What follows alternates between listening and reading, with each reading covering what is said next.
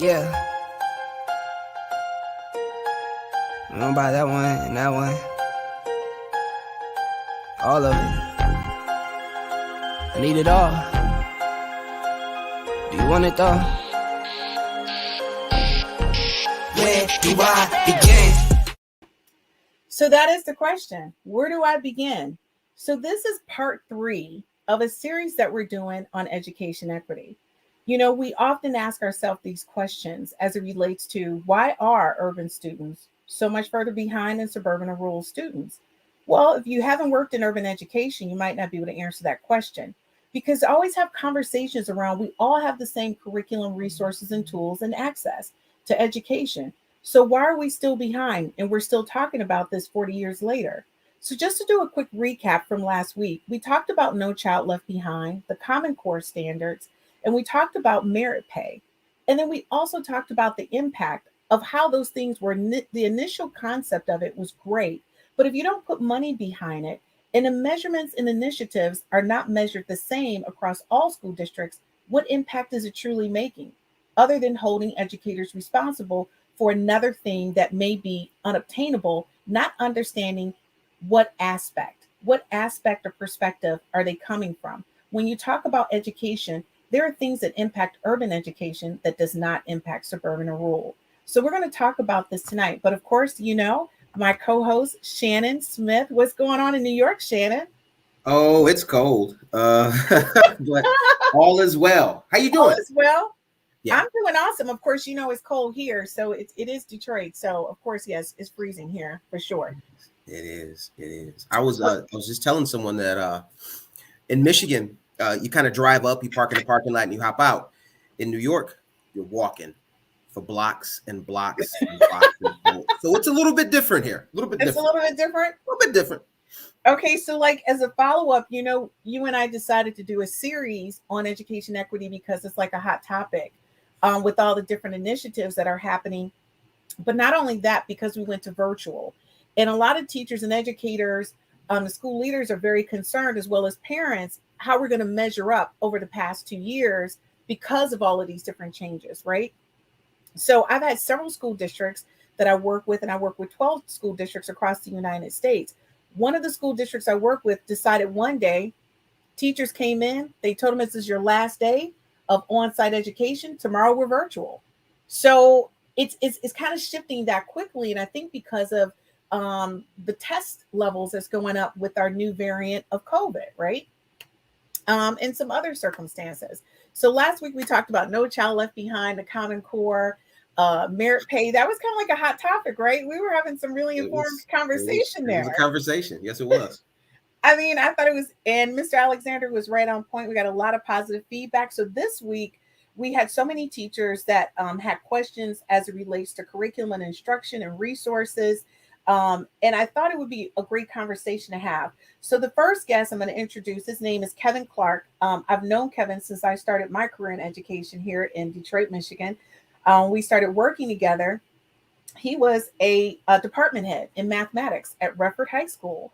And he has since worked as a school teacher. He's worked as an administrator, and now he's on the flip side of it, supplying resources and tools to teachers to use in their classroom. So let me introduce Kevin Clark. So Kevin, how are you? Thanks for joining us here at the Education Roundtable.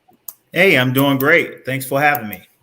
So, like I was just telling everybody, when I met you, you were like a curriculum department head at Redford High School, and mathematics is definitely one of the key areas where I think a lot of our kids may have they kind of struggle a little bit, when we talk about urban education. So I look forward to your insight on that because we were right in the root of it. We were like at one of the Redford High School was one of 6 schools that was identified as low performing schools as far as, academic performance. So I'm looking forward to your conversation, your comments about the curriculum instruction, what goes on in the classroom. So let me tell you, Dr. Kinney is no stranger to the podcast, guys. She is back again. She got high ratings before. I don't know how many shout outs. I think all her friends tuned in. It was like shouting out, watching the podcast afterwards, like, go Dr. Kinney, go Kelly Cal. But I'm going to say you are awesome. It really takes a lot to understand the difference between urban and suburban and rural education. And I think between the four of us, we've all worked in each one of those areas.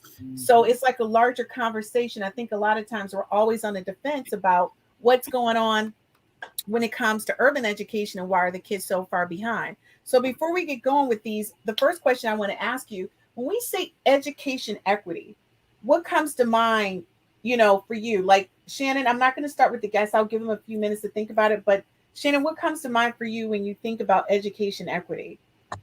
So I think about equity on a couple of different levels. One, I think about fully funding and financing education at the state level. That's thing number one. Thing number two is I think about giving kids an opportunity to really be in a system, in a classroom, in a building, in a school that embraces their identities and it embraces who they are.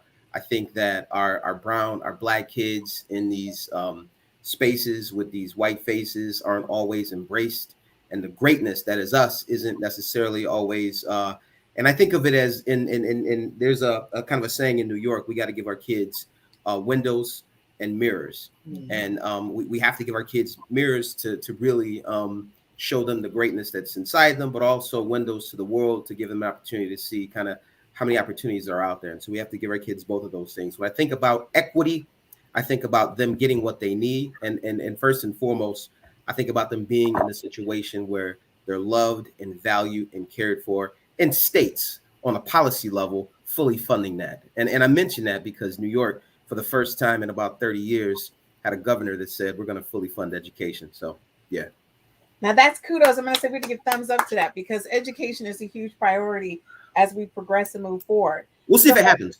Okay. We'll see if it happens. That's true. I mean, I like the announcement. So the initiative, the announcement is nice. So we got to give them kudos for that. Yeah. All right. So Dr. Kelly, what's going on? What's your perspective when we say education equity? What do you think? I agree with Shannon in the fact that we need to make sure that students have the resources that they need. But one thing that I'd like to point out is that we have to realize that equity doesn't mean equal. And so with that said, I think about a picture that we often use in education, and it shows three kids, different heights. They're all trying to watch a baseball game, but there's a fence. And so one kid is the tallest, and then you have the two shorter kids. The tall kid can see the baseball game, but the other two kids can't see the baseball game.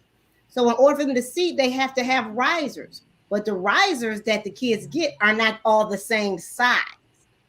One riser for the one kid is a little bit shorter than the other riser that the other kid needs. And I say that to say that in order for all three kids to have access to see that baseball game, they needed to be lifted up, but some needed to be lifted up a little bit more than the others.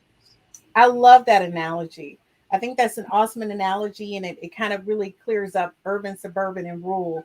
And I love that. So we're going to go deeper on that once I talk to Kevin. So Kevin, when you think about education equity, what comes to mind for you?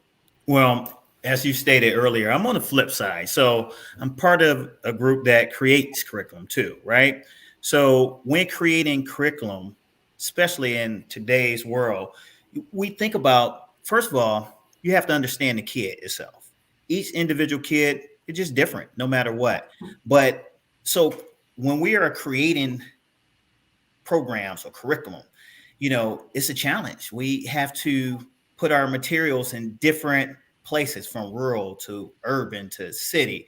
So thinking about equity itself, we have to always think about how to understand the kid, understand their needs, develop programs and materials that's going to reflect not just one set of students, but all students. And I'm diving into some things that always needs to take place, no matter what type of materials or curriculum that's out there. You have to have perspectives from all. And when I think about equity, when materials or perspectives for all come into place, is going to help all students no matter what. I like that. And I think and a lot of times I think that's an oversight that we often give, is that we don't understand that when curriculum is created, it's not created with one type of student in mind. It's not. And I think sometimes we need to kind of take a different perspective. And I've often thought, because when I went to school, one of my masters is in curriculum and instruction. And I said to them, I said, well, why aren't we offering, if we're offering reading material, why aren't we offering, like, I don't know, modified reading material with the reading material? Like, why aren't we offering a pre-assessment and a post-assessment to see what additional tools and resources students may need, right? And provide that with those regular. So you get regular level and you get, remediated, subsidized, like, resources. I mean, what's the concept behind? Is that just me thinking that? Or is everybody thinking there's not a one size fit all? Like a 14 pair of slacks for ladies don't fit everybody. It just doesn't. Somebody got a small waist, somebody got extra hips, a little thigh on her.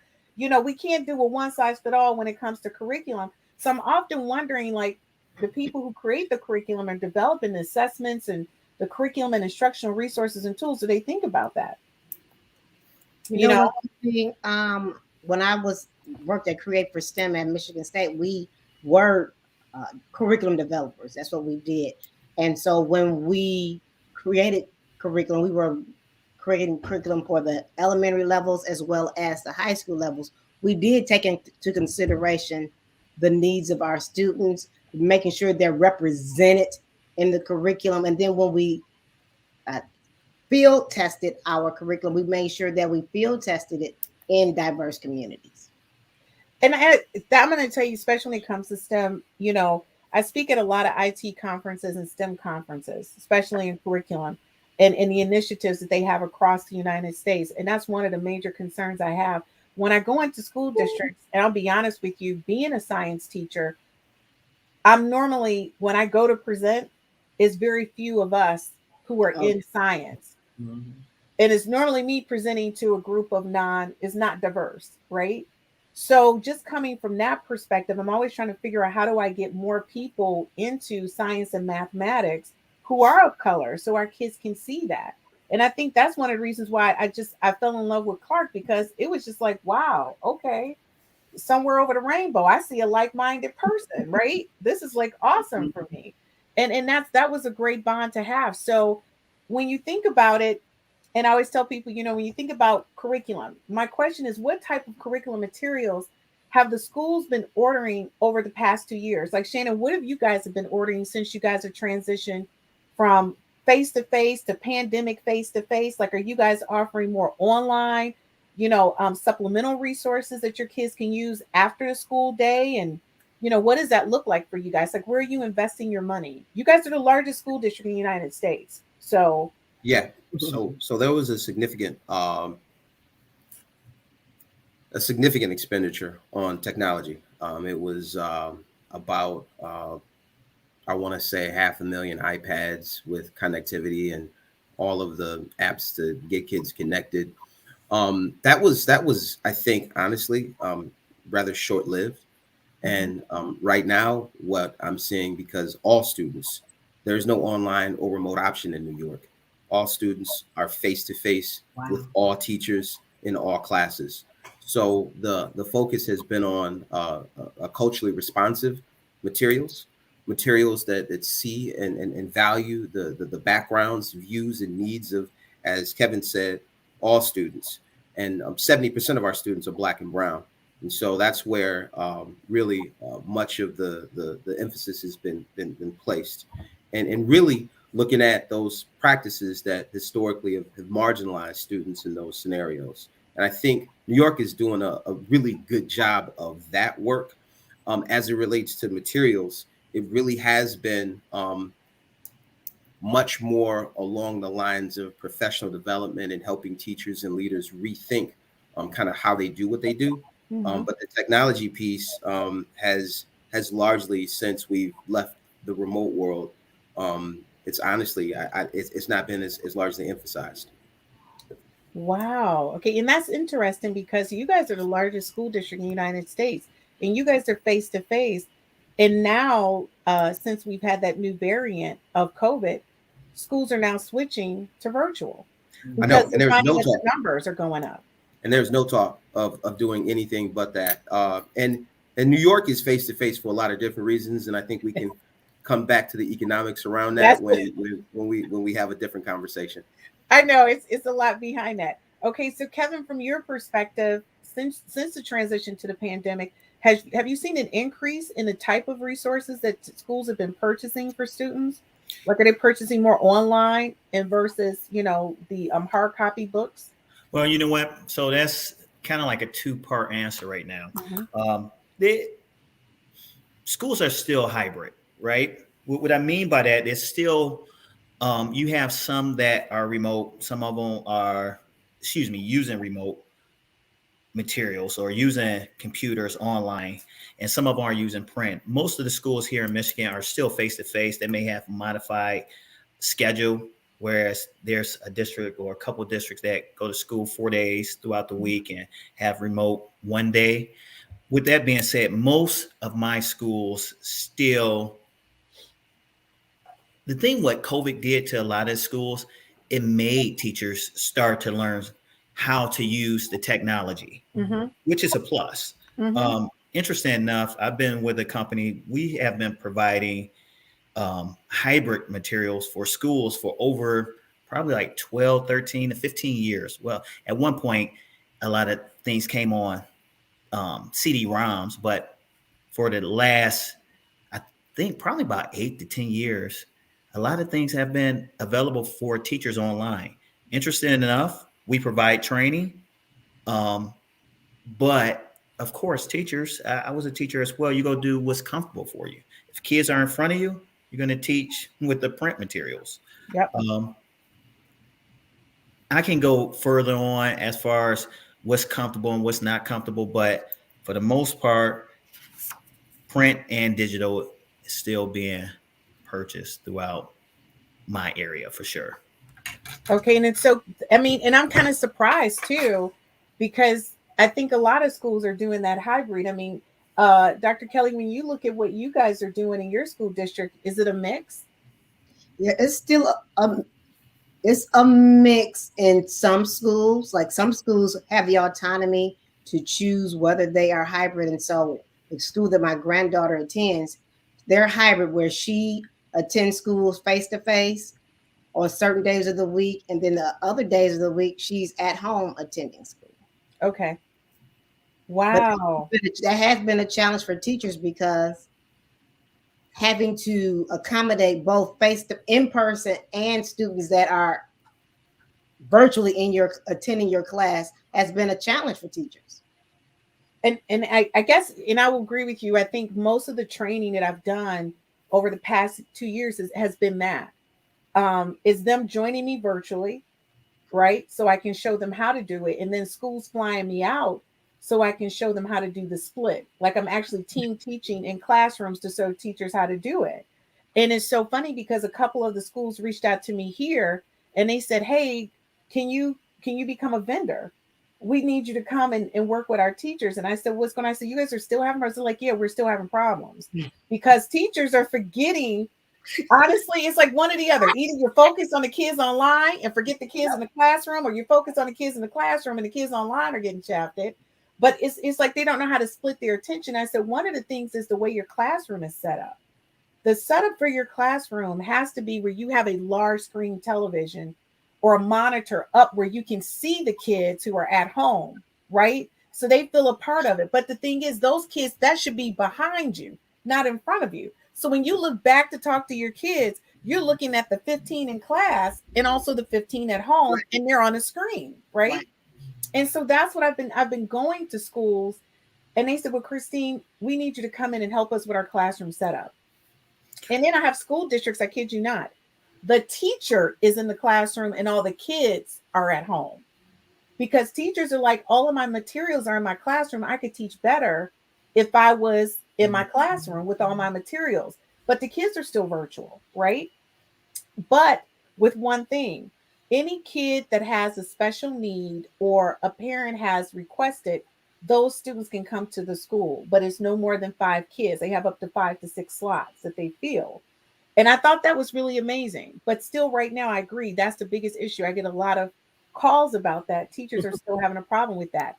But in your case, Shannon, you guys are face to face. So you guys are not, even if a kid has to go out for COVID, you guys are not providing any type of distance learning.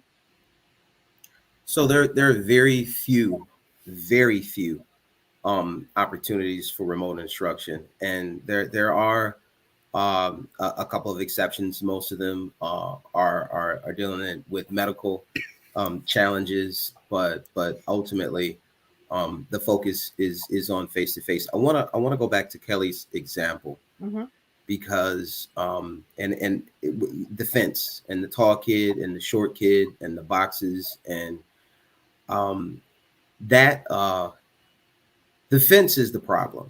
It's not Mm-hmm. the boxes, right? And so I think as we talk about equity, I think that fence really represents a system of oppression that prevents everyone from getting what they need. We gotta remove the fence, and this is where I look at education as liberation as well, and as a means of freeing people's minds and creating opportunities where they didn't exist before.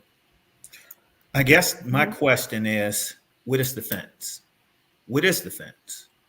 That and the fence can be so many different variables, right? It absolutely is. But okay, but the question is, it goes beyond that. Who has made the fence? Who has really said this is the? Oh, That's we I know want who to made talk the to those fence, and I think people. we can say it out loud. I Mhm. mean, we know who made the fence. We know what the fence largely stands for, and I'll go ahead and say it since we're here. It's it's the white supremacist power structure that has victimized, unfortunately, folks of color for the entire time that they've been in contact with this organization called the United States of America. So, Shannon, if you look at that from that perspective, if they've established what the bar is for what education excellence is across grade levels, and they also the same group of people who create the standardized tests who basically identify whether or not we're learning at grade level, then I'm sorry, then the third grade reading law, the No Child Left Behind, all of that, the Common Core, that's all a part of the same conceptual. Well, look at who's doing the measuring. I mean, look at who's creating the assessments that we're using to determine whether or not our students are where they need to be. Look at the values and the thinking that goes into that. So, yeah, I would absolutely question all of that and then some. And when you talk about those unfunded federal mandates, by Mhm. the way, Yes. I would say really look at who's in the classroom implementing these things as well. I mean, and what kind of supports they're getting. And it sounds like Kevin with the work that he's doing, he's not just giving folks products, but there's some real support that goes along with that as well, I would assume. I'm going to tell you firsthand because whatever school district I'm in, I always contact Kevin because I know exactly if I'm redesigning the curriculum, I know he's going to be able to provide me with the resources I need in order to execute that, right? And one of the things that I loved is that they have something for students and it's called Red Robin, right? Redbird. Redbird. I call it Red Robin all the time. Redbird. I love You're thinking Redbird. about food, Burkett. I know, right? Red Robin. The Redbird is so great because when you think about the third grade reading law, I just thought that was something that really could drive things home for kids and offer it as an additional resource for kids who need it. And I thought it was wonderful. But I'm going to tell you, the school district I brought it into, the minute that I left and took another position, I was constantly on the phone with Kevin and I said, what's going on? He says, they haven't even used it. And I didn't understand that. Well, you guys know as well as I know. Sometimes we have districts that will purchase research-based great curriculum, right? They spend hundreds of thousands of dollars. One of the biggest things is getting the teachers PD. That's the biggest thing. When you talk about any type of curriculum, I mean, you guys know, we all taught before. Mhm. Once you close that classroom door, you're the artist. Classroom is your stage. And no matter what curriculum you have, don't get me wrong, if you have something that's strong, I think about what's out there now, I can be that much greater as an educator in the classroom, Mhm. right? It's going to Mhm. make things easier for me. Mhm. I have access to give kids individualized instruction that much faster than I did when I taught. Mhm. However, it's the teacher. teachers as a whole, they need that extra support. Where does that support come from? I can imagine just being, when I was a math teacher, a math curriculum coordinator, I was looking for time. Okay, we want to give PD. Well, we got to give PD and teachers, they want to get paid for it too. Yeah, We don't have the funding for it, right? right. So it's like a lot of schools always buy great curriculum, but they never have the time for quality PD. And a lot of times, you just need the support and the funding. I mean, every school district always has X amount of days for professional development, but that's where that extra money comes in, or that funding, or that equity, as Shannon stated. The equity is missing. That funding is missing to support those teachers in order to help instruction within the classroom. That's what I see. So, Kelly, do you feel the same way that we're purchasing the curriculum, but teachers aren't really given the time to really learn and integrate that curriculum that's being purchased that may impact? Definitely. That's a day in the life of my job. is training teachers on how to use curriculum, because it's one of those things that it has to be ongoing. It can't be one of those one time around things. It's going to take teachers a while to digest it, and I think that has been the historic way that we have given teachers PDs. Oh, you just have a 3-day PD at the beginning of the school year or during the summer months, and then that's before the teachers actually are using the curriculum in the classroom, where through their use they're finding out, okay, I don't understand this, I don't know how to do this. But by then all the PD is gone. They've had training, and now it's too late, and then they revert back to their old ways. And that's what I was going to say. That's one of the things I'll tell you that I found out time and time again, going from, a department head to the curriculum coordinator to assistant superintendent. I'm going to tell you that's exactly what I saw. It wasn't enough time to train the teachers so they could adequately integrate this new material, because you got your playbook. It's like playing football. And I tell people, and I apologize for this analogy, but I love sports. But when you got a playbook that you've been using, it's hard for you to look at integrating a new play in the playbook if you haven't practiced it, right?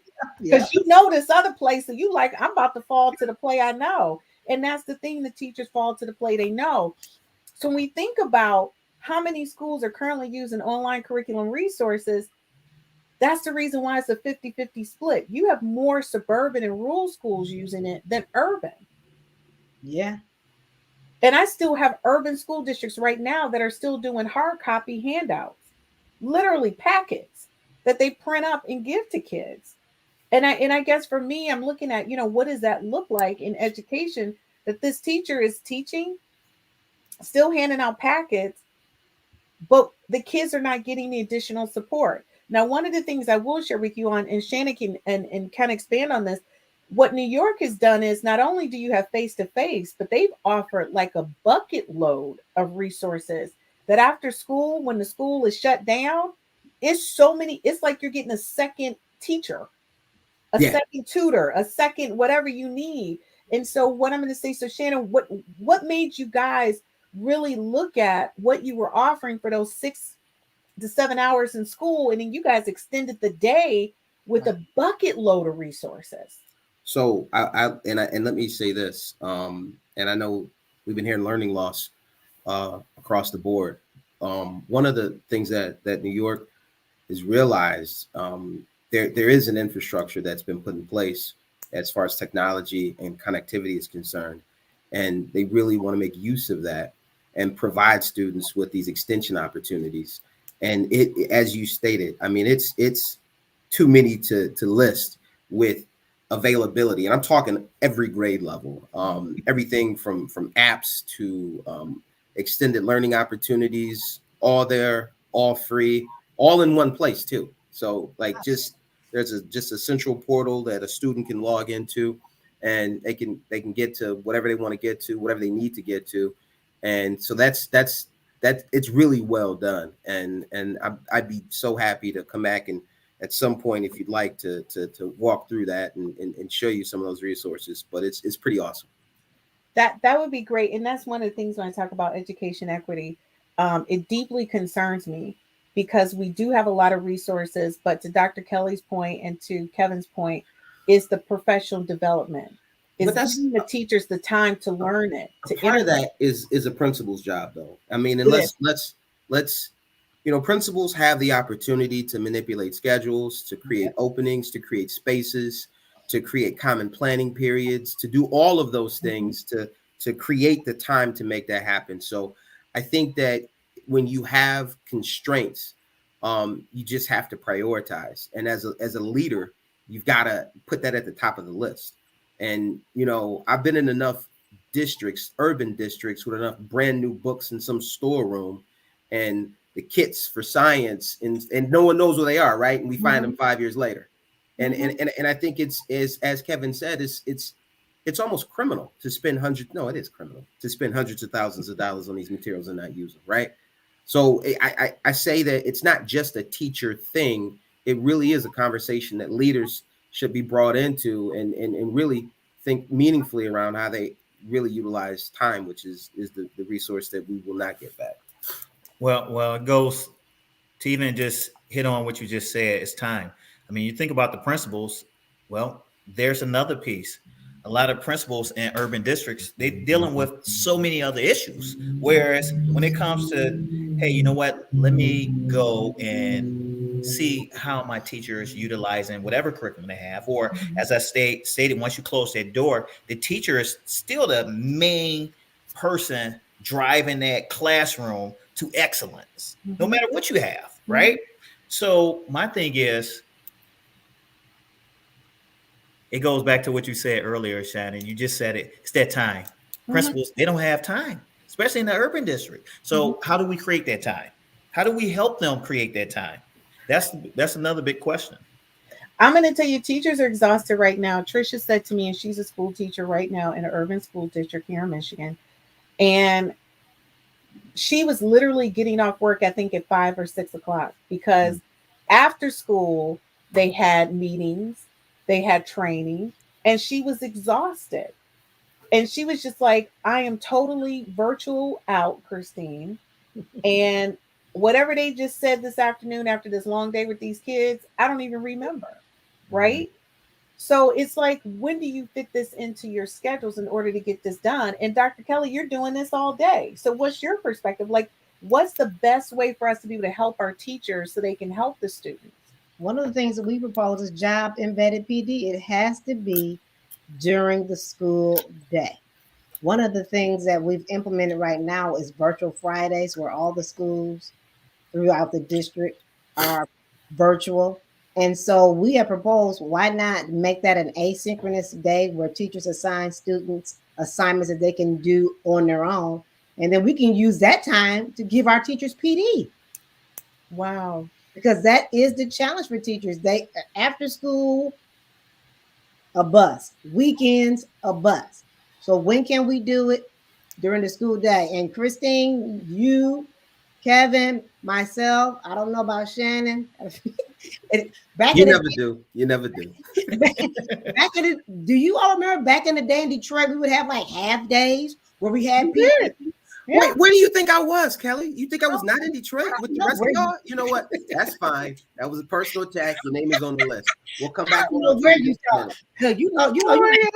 you like bro man from the 6th floor, the 5th floor. I don't know. But yeah, so we remember we used to have those days where we had PD. What happened to that? That's the question. What happened to that? To go further in that, we need quality PD too. I say that because, being a former educator inside the classroom while at the school, because I'm still an educator, but there were times, you get people that would talk to you for 6 hours or 3 hours. And you know what? At the end of the day, you ask yourself, did you take any nuggets and you can utilize tomorrow? And a lot of times I did not get anything. So you need practical PD where teachers can walk away tomorrow and utilize some of the nuggets that they took from the PD right away. So go ahead, Shannon. I just want to go back to something that Kevin said a moment ago, and he's absolutely right. And I think that the job of a principal has really transformed over the past 2 3 decades. It looks different than it did Yes. in the 1990s, right? And I think honestly, even outside of the pandemic, I mean, and really, I mean that added a whole other layer of Right. responsibility, and just reporting and thoughtfulness, and we're talking about the health and safety of all involved, and you add that to the already expansive list that a principal is responsible for. I couldn't agree with you more. They don't have time, and I think it's really we need to really kind of start to rethink how we organize schools as well, and have one person at the head, kind of in charge of everything. Is that the way to do this, or is there a different way to kind of think about how we organize supporting teachers, making sure kids get the best opportunities possible? And I'm going to tell you that has been the topic of discussion that I've had with several school districts outside of Michigan. They are really taking a closer look at having an operations person, right? Just like you do any company. Yes. Yeah. You know what I mean? And you want to look at what the CEO does versus the COO. What do they do? Having two, and they were saying initially that was the concept between the principal and the assistant principal, right? But then when you look at it, that's not really the case, and that's not how things are broken down, right? So you really need to look at how to modify that. But I want to go back to something Kevin was saying in relation to professional development and time, and what Kelly was saying when she said that we build it into our day. And I will say to you, for the past 8 to 9 months, that's what I've been doing. During the day, I have weekly trainings with teachers. But one of the things that I've learned being a teacher in a classroom, I break it down. We only do so much, like in a lesson. I'm not throwing it all at them, right? First of all, I sent out a survey and I ask everybody, like, what is it that you want to know about this particular product? Let me know, like, give me all your questions. Then I take those questions and I create a lesson plan, because then I break it down step by step. And I say the first thing you can do, you can use this in correlation with the book that you're currently using to support students who need remedial help. In order to use the remediation tools, you need to go this section and integrate this. I talk about breaking your students up into cohorts. When you talk about differentiated instruction, you need to look at how you're really teaching your students. And the one teacher, you know what she said to me? How am I supposed to look at the NWA data? I'm supposed to look at the SAT scores. She was saying the state standardized test scores. And then you want me to take the Common Core and put this all into the curriculum and figure out how. And she got stressed out. So she's in the middle of a Zoom and the woman literally pulled her wig off. And I said, oh my goodness. I said, honey, slow down. And they said, we all want to do what she just did. We want to pull our wigs off. And I said to them, let's avoid that. Let's talk through this. Talk to your school leaders and ask them, what benchmarks are they, standards are they holding you to?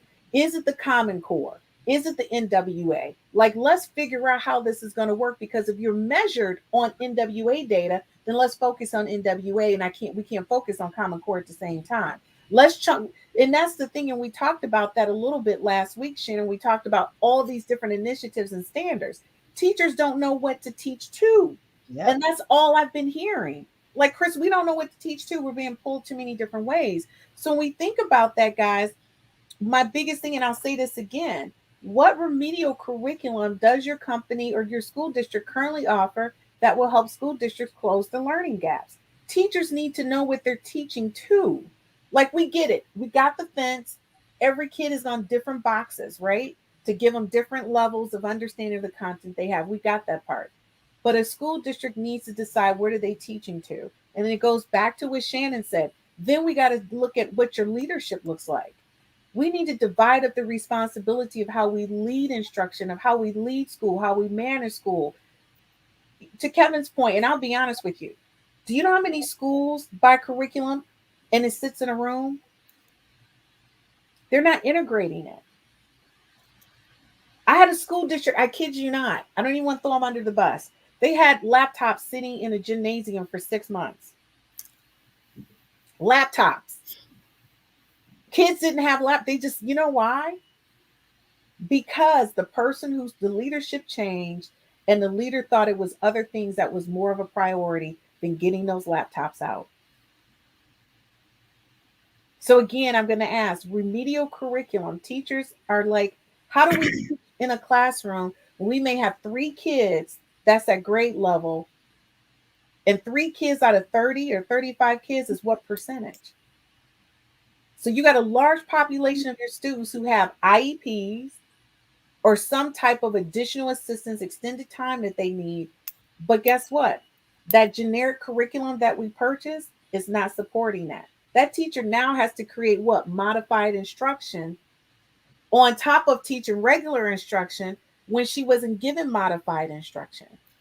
So how do we help those teachers in those classrooms who are recreating a curriculum just to teach it? On top of I got to teach to the NWA, the Common Core, this test, that test. Like, how do we support those teachers? Well, I can start off answering this. I give you just some experiences that I have had throughout the years working with a company that provides curriculum for school districts over 16 years. A lot of times, remediations are there already. They're built within the curriculum. They're scaffolded in the curriculum. A lot of times, tier 2, tier 3, of course, we're talking about a different type of kid, and you may have to do something else for that type of kid, or the special ed type of kid, or even the EL student. I mean, it just depends on what EL level they're at too, right? But it goes back to what I stated earlier. That's where that PD comes in at, and that's where that teacher as a whole comes in at, because I mean, a lot of times teachers, they get materials like Kelly stated, oh, let's go ahead and get training over the summer. You really don't know what you don't know until after you use the materials, Yeah, right? thank you. And then I like what you said, Burkett, where you give teachers or you give school districts, hey, what questions can I help you with? Well, we always, within my company, we ask those questions after we then gave you the first initial PD, because now we know you have used it and you don't, now you know what you don't know. So those are questions. Where can I find the scaffolded differentiation? Or where can I find this to help these type of kids, right? A lot of times it goes back to that PD. Sometimes we never get back to that point where those teachers can ask those questions. Yep, that is so true. Because they get your introduction PD, and like you said, it's over the summer or right in the beginning of the school year. The teacher starts using it, and then they have questions. And to your point, you're correct. A lot of the scaffolding is in the books, and I'm going to tell you right now, I have more teacher edition books and online resources for teachers because I'm the one that's going through and finding that information, because that day-to-day teacher didn't have time. Yeah. And she's freaking out because you've given her like what she calls her new Bible, and she hasn't read her Bible, so she doesn't know what Matthew 3 and 7 is, right? She doesn't know. So she's all upset about it. So at this point, how do you guys think we can remold or review the concept of teaching content to teachers? Like a little bit, how can I say this? If I could teach on Monday or on Sunday what a teacher's going to teach on Monday, then they would be able to teach it on Monday. You get what I'm saying? Teach on Monday night what they need to teach on Tuesday. Like, we just come together. And I'm going to tell you, I found that there's a lot of after school work groups where teachers are doing that. Teachers are going to other teachers who are experts in the content, the curriculum they purchased, and they're doing study groups at night. Wow. To go further, Burkett, one of the things that I always recommend to school districts is always think about that hybrid teaching model or that flip model, because it gives teachers the opportunity to work with small groups, but you also have students working with one another. But I've been in the curriculum selling game for, like I said, 16 years now, and it's been popular now for the last 4, 5, 6 years, maybe probably even longer. It's the adaptive learning. there's enough curriculum pieces out there. When I say using that hybrid model, well, teachers, go ahead and give the instruction 10, 15 minutes. A lot of times, teachers, you still have some teachers that's still teaching 50 minutes, right? Um, I'm thinking about a high school classroom as opposed to 10, 15, 20 minutes tops. Mm-hmm. Let the kids work for 20 minutes together, whatever it may be. It may be in small Change the groups, classroom maybe model. working together. And then let them go on if they have computers or phones available. Most of the adaptive pieces now, they're agnostic. You can use on whatever device. That's if they're available. But that goes back to what Shannon stated. Well, sometimes the funding is not there. That's so true. And for that, guys, give me 1 second. You know we got to take a commercial break. So you know I hate to break a conversation up because we're getting pretty hot over here, but we do have to take a commercial break. So give us a few seconds and we'll be right back.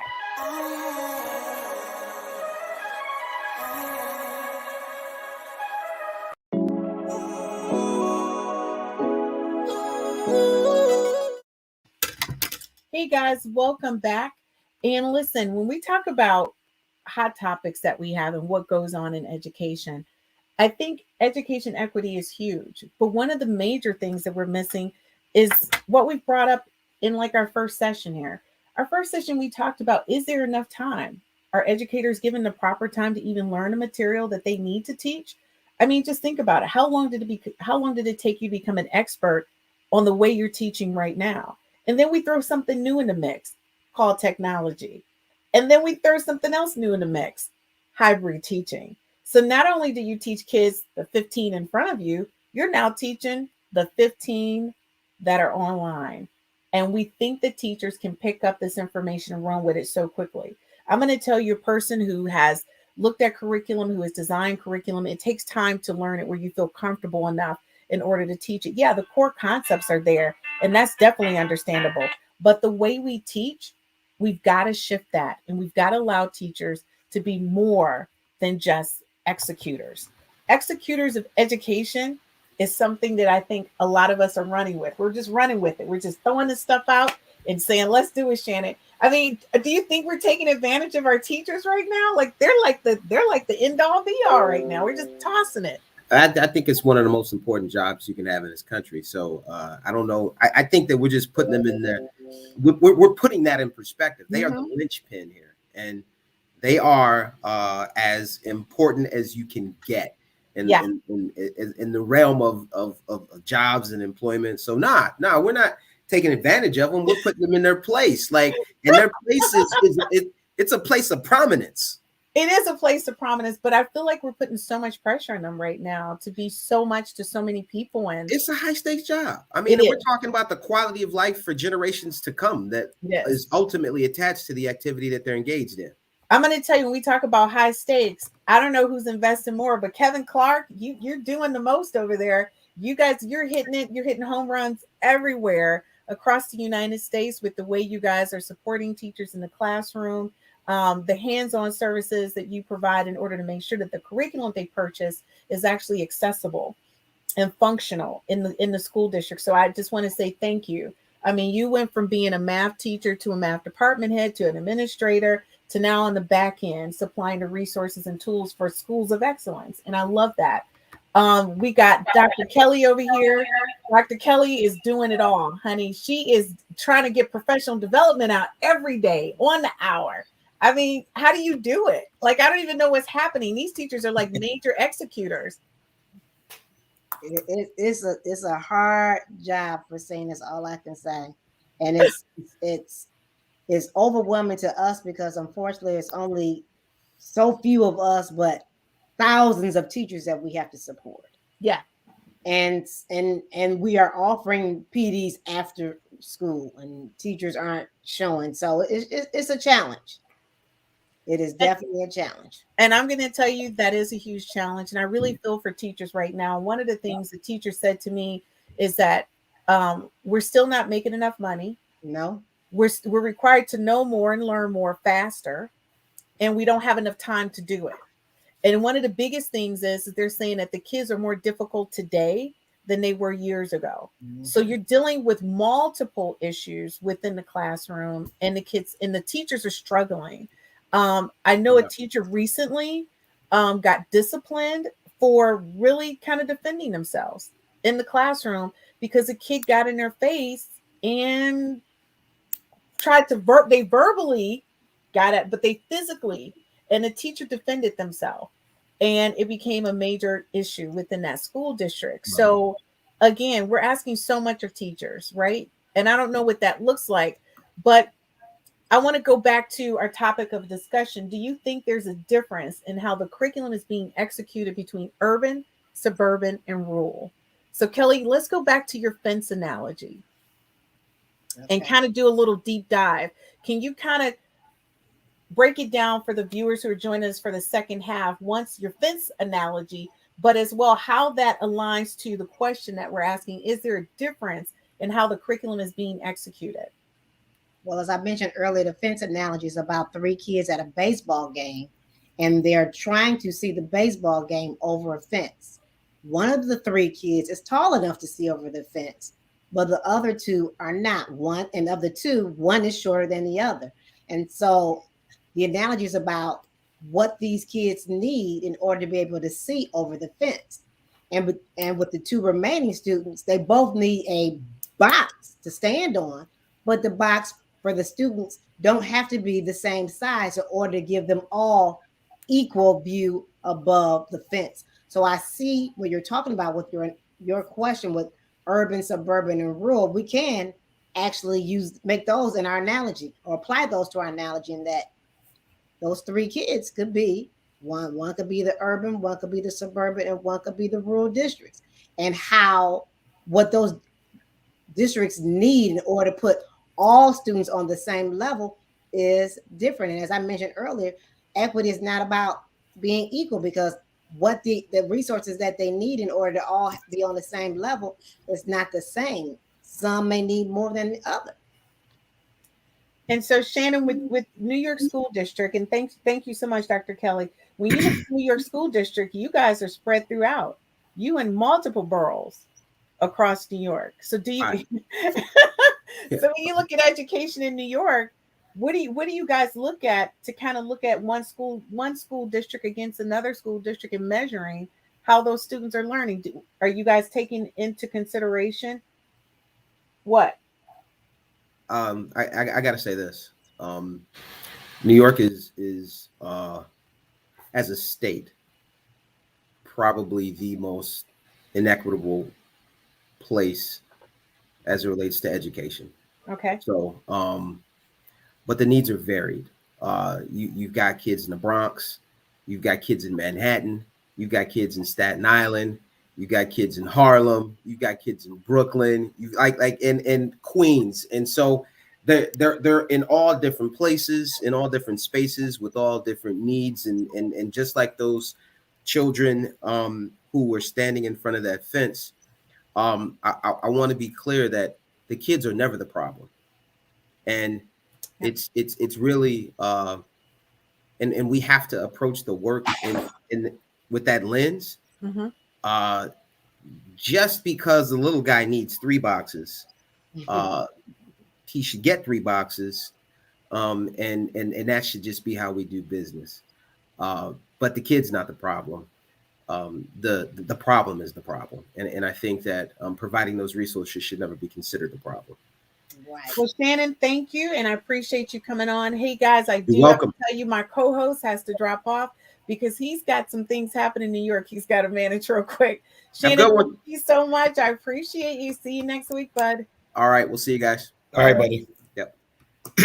So, guys, when we look at overall what we're measuring, and I think a lot of times that's always the bigger question. To Shannon's point, if the kid needs 3 boxes so that he can see over the fence, why are we not giving him 3 boxes? But it goes back even further to what Kevin and what you were saying as it relates to, are we giving the teachers what they need in order for the kid to get the 3 boxes? Right? And are the teachers getting what they need to even know that the kid needs the 3 boxes? Whoa, that's deep. Yeah. Right? So that's what I mean. It goes back even further. I think there's just so many layers to this. And that's the reason why, guys, we decided to do education equity as a series. Because when we started the conversation about curriculum, it doesn't end today. Like, we're going to have to pick this up in the new year, right? Because we started out just with a basic conversation defining what education equity was about. That was our first one. Our second one was really having a bigger conversation around the totality, the impact of that, right? Then we talked to an administrator in that part two about the No Child Left Behind, the Common Core, all the different things that have been thrown at the government and federal initiatives, state initiatives, right? But now tonight in part three, we're talking about curriculum. It's not enough time to even look at the bigger picture of how this is impacting each of us in the roles that we play.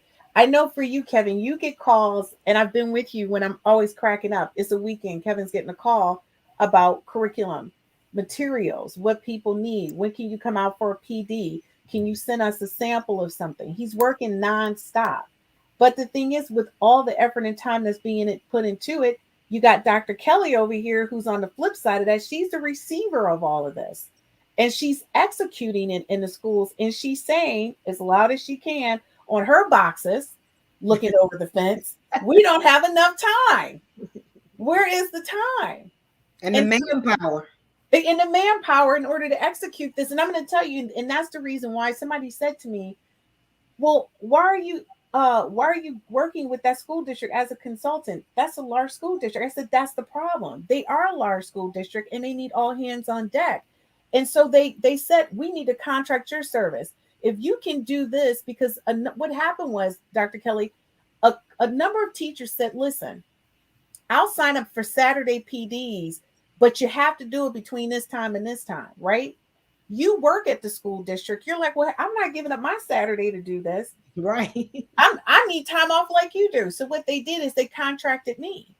And I did the Saturday PDs because teachers were like, if I could just not stay late. And if you're telling me I'll stick with this lady for 2 hours on a Saturday morning just to knock this out, right? And guess what happened? They religiously, I have 36 teachers log on a Saturday morning. Wow. They rather do a quick, and I told them we can do 7:30 to 9:30, 8:30, just pick your time. And everybody pick the time and we log in, and guess what we do? We take breaks. I have breakout rooms where math can work with math and English can work with English. I go between the breakout rooms, make sure everybody, because what I did is I split it up like a classroom. Mm-hmm. But that was thinking outside of the box and in school districts allowing that. So if your teachers requested that, would you guys be open to offering a PD that they would have to attend like on a weekend instead of after work, just to give them that break? You know what, Christine? We do that now. And teachers are just reluctant to give up their weekend time.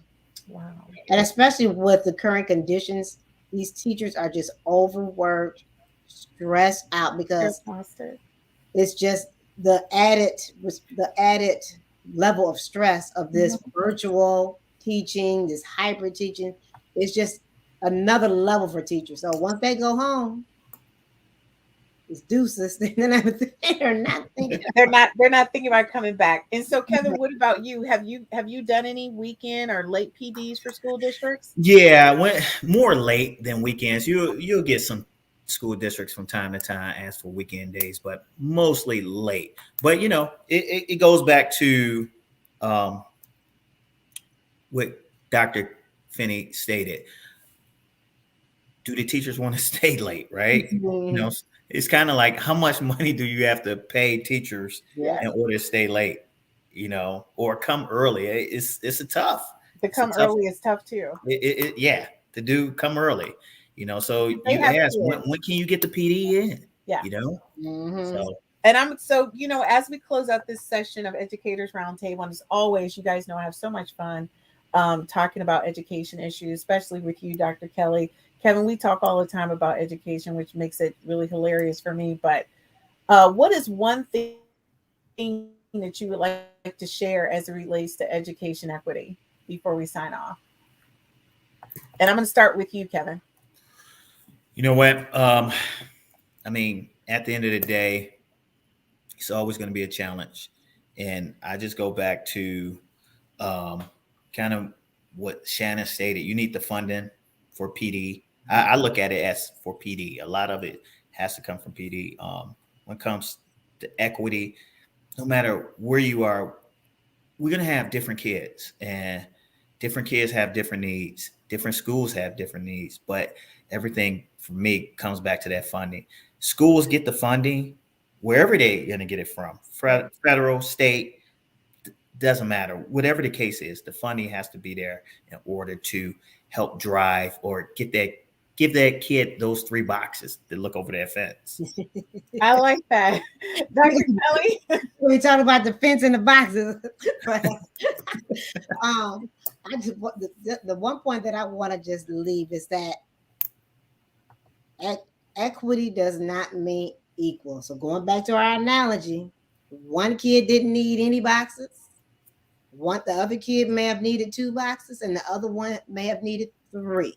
But although they all needed different amounts of boxes, they were all at the end at the same level. And so it's just all about getting the kids, the schools, the resources that they need. And that's, to me, that is the elephant in the room. Equity, it boils down to the resources that districts have. I love that. And that resource can be 100 different things. Yes. Teachers, books, yes, a myriad of things. Yes. I love that. And I'm going to say to you guys, you're always welcome back to come to the Education Roundtable. I say to my guests all the time, we always say it's an hour and we think that's a long time, but the hour moves so quickly because we get into these in-depth conversations about education and how we can support education in a more positive way. So Dr. Kelly, thank you for joining me at another session of Educators Roundtable. Thank you so much, Mr. Kevin Clark. I really appreciate you coming on. And I want to say this to our viewers. We had a larger conversation, and our conversation continues to grow around curriculum, around instruction, around standardized testing, No Child Left Behind, Common Core. But like Dr. Kelly said, we talk about education equity. It doesn't mean equal. We need to think about her analogy that she gave. 3 kids and a fence. When we think about that fence and who set those standards or expectations, we need to think about the resources. Kevin brought up his company supplies a mountain load of resources. But when do teachers have time to learn the resources? Dr. Kelly says every day, this is what she does. So we need to think about this. In China, they teach school differently. Ghana, they teach school differently. Teachers have more than enough time to learn their materials and become experts at them. And their students learn efficiently and effectively. So I think we need to start taking a closer look at our education system and whether or not the way we've scoped out what education looks like in America, whether or not it's not open to a shift or a change of ideas of how we can do this. Maybe you need to start looking at what we truly need in order to be number 1 and not number 22 in education. We have less and less people growing in technology and STEM, mathematics, sciences in America than in any other country. But we say that we're the leader. Are we producing the leaders? Are we importing our leaders? Think about that. Education equity is a bigger conversation and one that we will continue in part 4 of our education equity, loss or not.